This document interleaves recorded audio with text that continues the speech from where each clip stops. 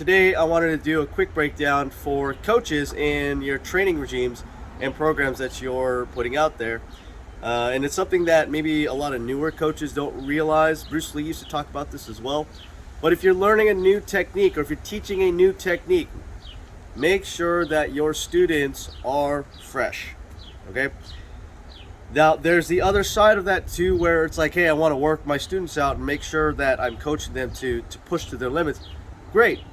But if you're going to push them to that limitation to where they're becoming exhausted, don't introduce new material, because they're bound to create bad habits along the way that you're going to have to correct later on. So in making your programs, make sure that your students are fresh, right, in introducing new material, or schedule it to where if you are going to exhaust them with calisthenics or cardiovascular work or whatever you want to train that day, that they're drilling things that they already know how to do or that are simple for them, like gross motor movements, right? Case in point, I had a student last night in our teen and adult class, and she was asking about, or I asked the question, were the moves that we were doing difficult? And the response I got from one of my students was, well, there were moments of difficulty because we're so tired out doing all the plyometric exercise that we're doing. Which, one, didn't answer the question, but two, more importantly, they were training baseline proficiency. So I don't know if I've talked about it on this channel or not. Baseline proficiency is your minimum level of proficiency of a skill when you're completely exhausted. So I tired them out, did calisthenics, did a lot of plyometric work, and when it came to exercising and drilling the material, I didn't introduce anything brand new to them or anything that was too complex, right?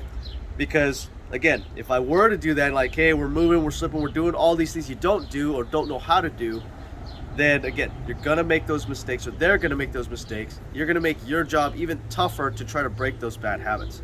So when you're making these training programs, do either one. Have them do the warm-up, have them do some calisthenics, great, fantastic, do that. But if you got new material, make sure that they're fresh still, okay? If you're working baseline proficiencies on the other side of the spectrum, tire them out, but don't introduce new material. And if you do, make sure that that material is more towards the gross motor movements, things that are easy to do. Like last night we worked on the 4 cardinal directions in movement, in footwork. This was a beginner class. Forward, back, left, right, and our 45s forward. And that was it. And the idea for that was moving into a good fighting stance even when you're exhausted. So it's not like a step, but a burst, boom, settle as fast as you can. So again, something that was kind of new to them, but not complex.